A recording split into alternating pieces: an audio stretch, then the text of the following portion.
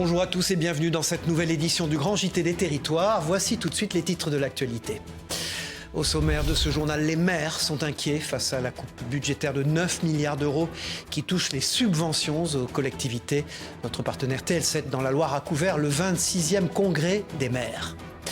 Direction Perpignan, ensuite, où les agriculteurs continuent de se mobiliser contre l'accord de libre-échange Mercosur.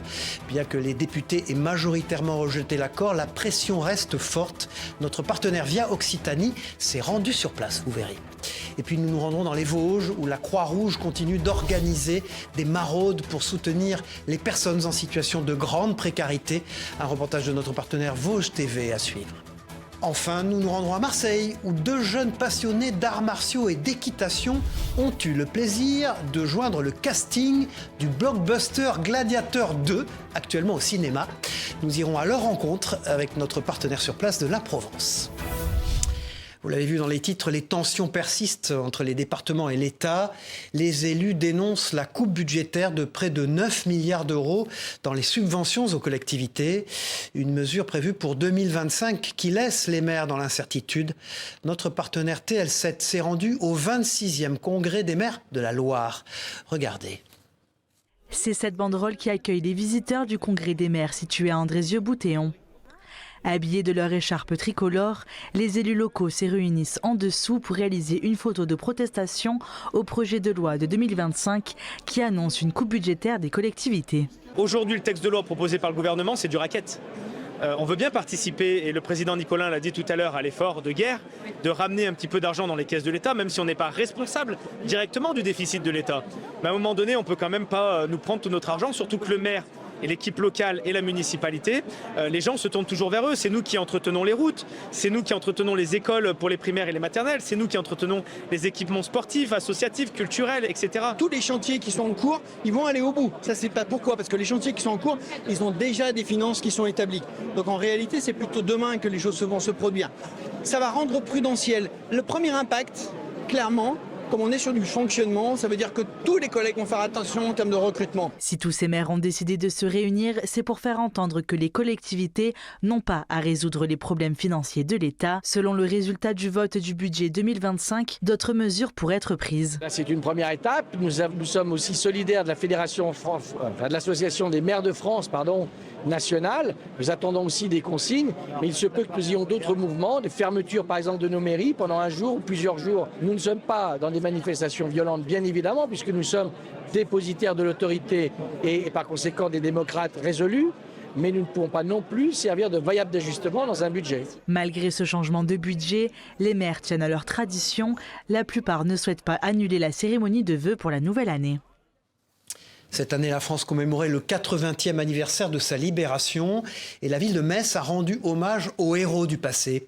Une double commémoration s'est tenue au cœur de la ville, un hommage vibrant en présence du ministre délégué aux armées. Retour sur ces moments forts et émouvants avec notre partenaire Moselle TV. Il aura fallu 5 jours pour prendre les troupes allemandes en tenaille. Les premiers Américains entrent dans Metz le 18. Les derniers poursuivront les combats le 22 novembre 1944. C'était il y a 80 ans. La ville de Metz retrouvait sa liberté après 4 années sous occupation allemande.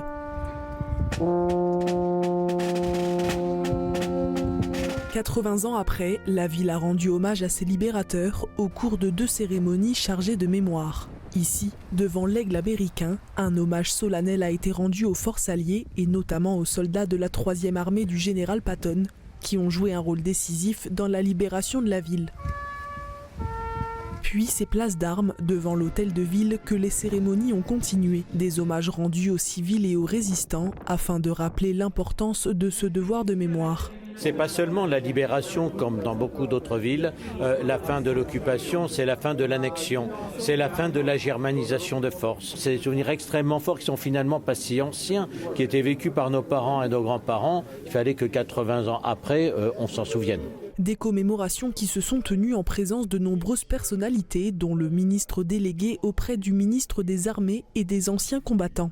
L'Alsace-Moselle sont des territoires déchirés par l'histoire avec des mémoires douloureuses et j'ai tenu vraiment à ce qu'on soit là, qu'on soit présent pour dire à quel point cette histoire difficile qui doit nous permettre de bâtir un avenir commun était prise en compte par le gouvernement. 80 ans après, Metz se souvient et continue de transmettre cette histoire et ses valeurs de liberté.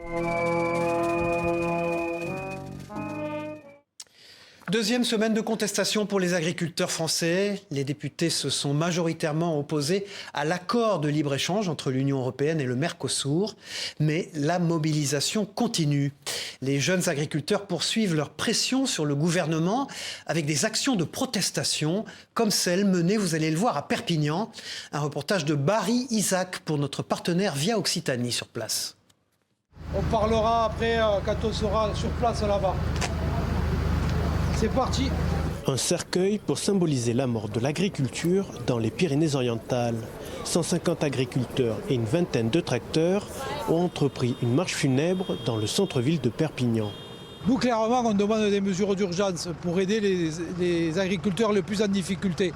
Un accompagnement qui permet de les aider à passer le cap pour pouvoir être là l'année prochaine. Donc on a besoin d'accompagner, d'avoir des prises en charge.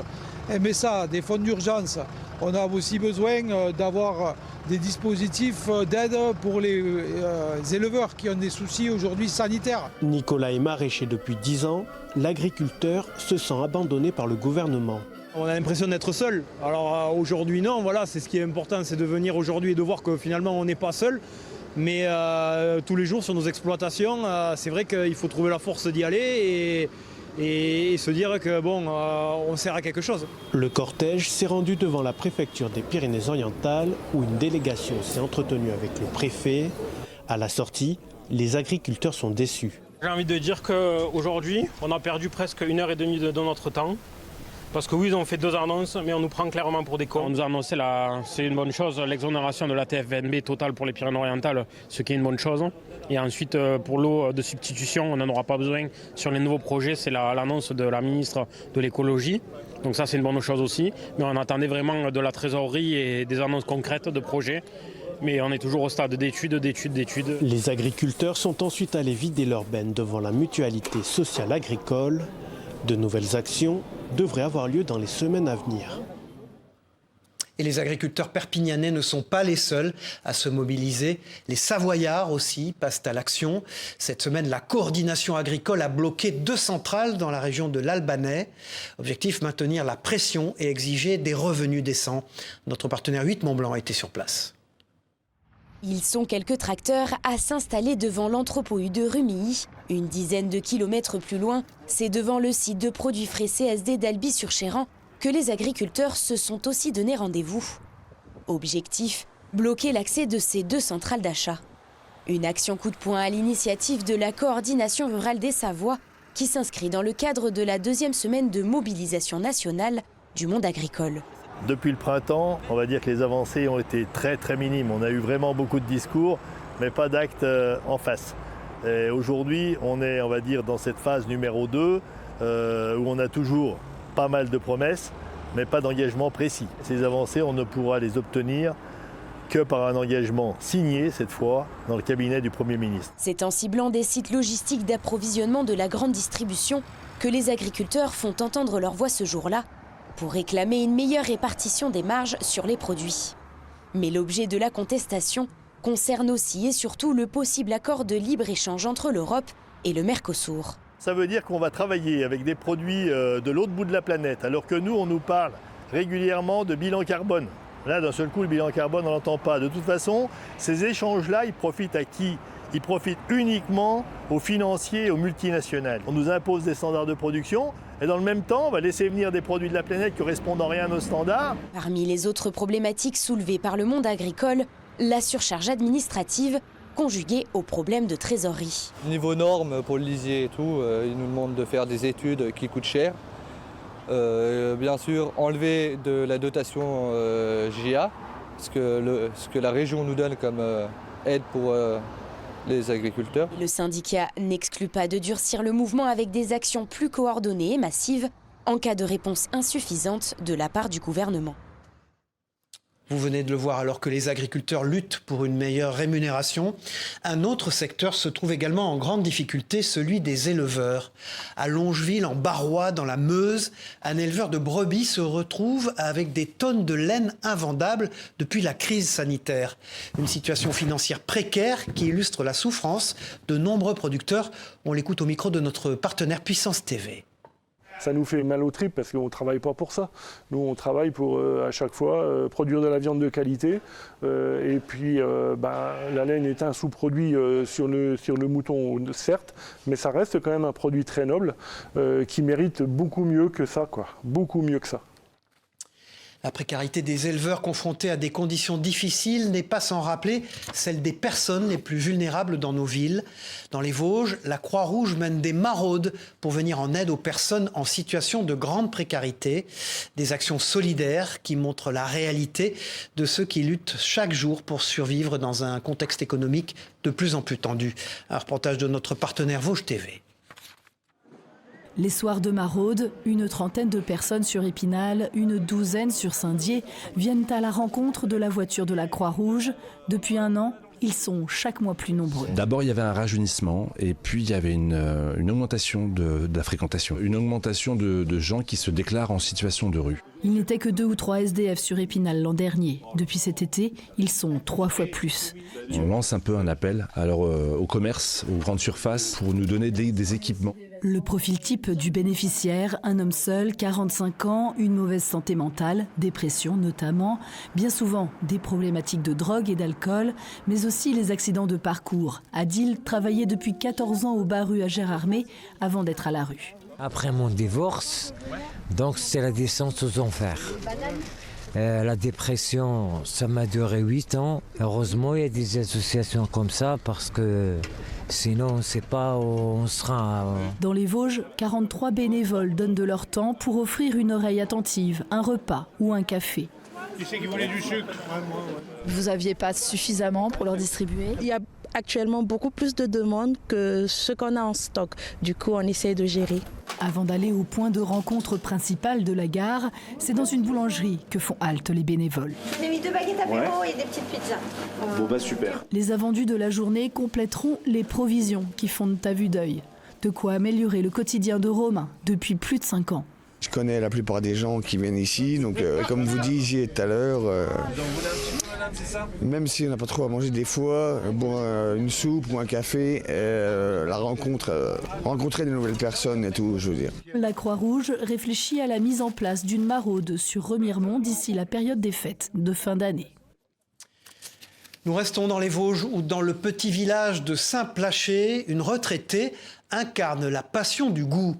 Membre du club des goûteurs Aldi, Françoise reçoit des colis mystères pour évaluer les produits proposés en magasin. Une aventure gourmande et sérieuse en même temps à découvrir dans un reportage de Christophe Buchet. Regardez. Non, je la vois toujours pas. Non, bah qu'est-ce qu'elle fiche? Pour Françoise, c'est un grand jour. Elle a convié sa voisine et amie Martine pour une dégustation surprise. Elle attend un coffret par la poste, sans rien savoir de son contenu. Parce que du coup, tout le monde ne reçoit pas le même colis. Non, ma belle. D'accord. Sur le site du Club des goûteurs, créé par l'enseigne Aldi, les membres postent les photos des derniers colis reçus. La postière arrive pile à l'heure du déjeuner. Et voici le coffret catégorie senior, sous le regard du mari de Françoise, un petit Noël avant l'heure. C'est quoi? Oh, vous voulez goûter le foie gras? Trop bien! Du foie gras, de la confiture de figues, du chocolat, des amandes, des toasts, un panier varié qu'il va maintenant falloir goûter et évaluer. Le foie gras, par contre, ça ne s'étale pas, ça se pose. Avec la confiture de figues et les toasts, ils vont juger 3 produits de l'enseigne en une dégustation. C'est vrai qu'avec le foie gras au-dessus, la figue ne l'emporte pas. Le toast est grillé sans plus, mais juste ce qu'il faut. Alors, ce que j'aime bien avec le foie gras au-dessus, c'est que tu as le foie gras au palais, les produits de la viande utilisés ou les épices, il n'y a rien qui emporte. Coût de la verrine, 14 €. Un prix abordable, un critère essentiel pour ce couple de retraités aux revenus modestes. Bon, après, vous dire que par rapport à une marque, à des grandes marques, qu'il est pareil, je sais pas. Moi, de toute façon, je suis pas produit marque, je suis qualité-prix. Ouais, c'est surtout ça. Surtout à l'époque actuelle. Et franchement, il ne manque rien. Des produits made in France à un prix abordable, la politique de l'enseigne séduit Françoise. Elle doit maintenant faire remonter ses critiques au club des goûteurs. Par rapport à vos marques habituelles, que diriez-vous de ce produit? Très bon goût en bouche. Pour sa 31e dégustation depuis son entrée au club, Françoise donnera 5 étoiles, la note la plus élevée. En 2 ans, les membres du club ont testé plus de 350 produits alimentaires proposés par l'enseigne. Cette semaine, l'émission Face au territoire diffusée sur TV5 Monde recevait Marie-Anne Barba-Layani. La présidente de l'autorité des marchés financiers a eu l'occasion de répondre aux questions de nos partenaires à propos justement de l'inquiétude des marchés internationaux par rapport à la dette française. Écoutez-la. Michel Barnier, le Premier ministre, a dit sur TF1 que la tempête financière s'annonçait en cas de censure du gouvernement. On est plutôt ce matin vers une tendance de censure du gouvernement. Vous êtes sur un hot seat, comme on dit, un siège chaud. Qu'est-ce que vous pouvez faire par rapport à cette situation, très concrètement, vous? Alors, calmer les esprits, c'est quelque chose de possible? Pour l'instant, nous sommes dans une situation qui est sérieuse. Nous ne sommes pas dans une situation de crise. On sait qu'il peut y avoir des moments difficiles pour des États. Lorsqu'ils sont endettés, ils empruntent comme vous et moi quand on est emprunteur. Ce que nous faisons, c'est que, évidemment, nous suivons ce qui se passe sur les marchés. Pour l'instant, on voit effectivement que la France, en tant qu'emprunteur, parce que c'est bien cela dont on parle en fait, la France est endettée, comme tous les pays, et donc effectivement, elle commence à être sous le regard attentif de ceux qui nous prêtent de l'argent. Et qui se posent la question tout simplement de savoir si on est aussi capable de rembourser, aussi crédible, qu'ils le pensent. Et c'est ça le sujet que l'on regarde, nous. Dans un monde où la protection de l'environnement est une priorité, les coquillages deviennent une solution. À Bordeaux, une entreprise utilise des capteurs pour analyser les réactions des mollusques face aux pollutions dans l'eau. Un système innovant conçu par un biologiste marin qui détecte en temps réel la présence de polluants. Notre partenaire TV7, la chaîne du groupe Sud-Ouest, a rencontré les fondateurs de ce projet unique. Regardez. Ceci est un boîtier pour faire parler les moules. Donc c'est de l'électronique qui va être reliée, comme vous voulez le voir, aux animaux, avec donc ce type de micro-électrodes que l'on va fixer à l'extérieur des animaux sur les coquilles pour pouvoir mesurer en continu les micro-mouvements des animaux, puisqu'on descend au micromètre, donc c'est une extrême précision. Un câble remonte ensuite à la surface jusqu'à un autre boîtier afin de transmettre les données récoltées nuit et jour. Ce système ingénieux et non invasif, issu d'une technologie du CNRS, permet en fait de mesurer la qualité de l'eau en fonction du comportement des mollusques. On vient littéralement lire sur les lèvres des animaux. Et avec ça, on est capable de recréer leur rythme biologique, leur croissance, la vitesse de contraction de leurs muscles. Et bon, ça nous permet de faire un bilan de santé, en fait, journalier des animaux, à distance, alors qu'elles sont sous l'eau et que nous, on peut être à quelques milliers de kilomètres de là. C'est l'animal 4 et on a ici un enregistrement sur toute la journée où on voit l'animal qui était ouvert, qui va se fermer, qui reste fermé et qui se rouvre ici. Si je zoome ici, par exemple, je vais pouvoir avoir l'enregistrement de tous ces mouvements. L'entreprise a vocation à s'implanter là où les risques de pollution sont importants afin de prévenir la pollution marine. Le mécanisme est aussi plébiscité par les ostréiculteurs. Eux, c'est de toute façon augmenter, je dirais, leur productivité, s'ils le peuvent, en résolvant un problème qui est lié à la manipulation des poches à huîtres. C'est-à-dire que c'est un métier très pénible, aller manipuler les poches à huîtres. Molluscan Eye a déjà installé son système dans plus de 80 lieux en France et dans le monde. En Gironde, il devrait bientôt l'être dans le grand port de Bordeaux, mais aussi dans l'estuaire de la Gironde à proximité de la ferme-usine de saumon au Verdon. Direction le Grand Est dans ce journal, à Bar-sur-Aube, pour une cérémonie de diplôme un peu particulière. Au collège Gaston Bachelard, un programme permet à des collégiens de découvrir le métier de sapeur-pompier. Lors de la cérémonie, les 13 élèves de la promotion 2024-2025 ont signé une charte d'engagement pour l'année à venir. Retour sur cette expérience unique avec un reportage de notre partenaire Canal 32 sur place. Tour à tour, les élèves de la première classe pompiers juniors sont montés sur l'estrade. Chacun a reçu un certificat de participation ainsi que le diplôme de PSC1, le résultat d'une année d'apprentissage pour les collégiens. On a appris à faire des massages cardiaques, quoi faire en cas de grosses blessures. Louise et Alice font partie des 4 élèves de la promotion à avoir intégré l'école des jeunes sapeurs-pompiers. Une formation de 4 ans auprès du SDIS de l'Aube pour poursuivre l'aventure. C'est de faire connaître à des jeunes qui ne connaissent pas forcément les jeunes sapeurs-pompiers, au travers du collège, d'une activité autant mémorielle que de sécurité civile, pour potentiellement embrayer sur des jeunes sapeurs-pompiers. Nous avions ici un territoire dans lequel la section de jeunes sapeurs-pompiers a fermé il y a 2 ans, elle était en sommeil. Et j'ai esquissé l'ambition qu'elle se relance grâce aux pompiers juniors. Objectif atteint, 4 JSP cette année et peut-être 8 l'année prochaine. Et on espère atteindre les 20 en 3-4 ans. Durant la cérémonie, les 13 nouveaux pompiers juniors ont signé la charte d'engagement pour l'année à venir. Ils recevront un enseignement d'une 30aine d'heures, incluant des visites et des formations. Moi, je veux m'engager en tant que pompier parce que déjà, ça m'intéressait beaucoup. Et que mon grand-père, son métier de rêve, c'était d'être pompier. Il n'a jamais pu le faire à cause de ses parents. Et que moi je le fasse pour lui, c'est un honneur et ça lui fait très plaisir. Ces élèves-là, théoriquement, on les prend 1 heure par semaine dans leur emploi du temps pour développer l'esprit de citoyenneté. S'ils finissent pas tous jeunes sapeurs-pompiers ou futurs pompiers, qu'ils aient des notions de protection des personnes. À terme, le SDIS de l'Aube espère ouvrir de nouvelles classes pompiers juniors dans d'autres collèges du département. Vous l'avez vu dans les titres, c'est une aventure digne d'un film et pas de n'importe lequel. 2 jeunes de la cité de la Castellane à Marseille se retrouvent aujourd'hui au casting de Gladiator 2, le film de Ridley Scott actuellement au cinéma. Passionnés d'arts martiaux et d'équitation, leur détermination et leur talent ont transformé leurs rêves en réalité, le tout en offrant à Marseille une bien belle histoire de réussite. Un reportage de notre partenaire de La Provence. Je raccroche le téléphone et je lâche mon plateau, je le dépose, je fais « Wouah, je vais tourner dans Gladiator 2 !» À 26 et 19 ans, Mehdi et Merwan peuvent se vanter d'avoir joué sous les ordres de Ridley Scott dans Gladiator 2. Une histoire à peine croyable pour ces 2 jeunes Marseillais de la Castellane, passionnés de chevaux et d'arts martiaux. Mais derrière cette fabuleuse histoire, il y a un homme, ou plutôt une légende du cinéma, Jean-Charles Andrieux ou Charlie pour les intimes. J'ai fait pas mal de films, à peu près 80 films dans ma vie. Je connais un peu tous les chefs cascadeurs dans tous les pays.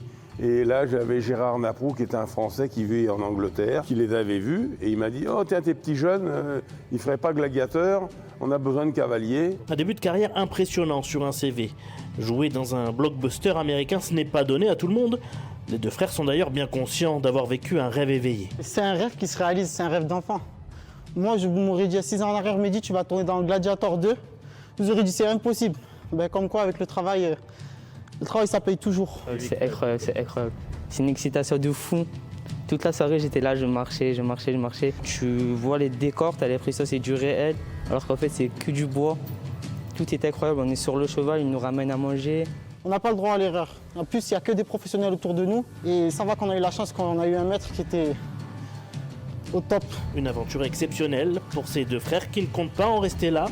Maintenant qu'ils ont définitivement le pied à l'étrier, ces 2 prodiges de la voltige comptent bien marcher dans les pas de leur mentor. Et on termine ce JT en couleur.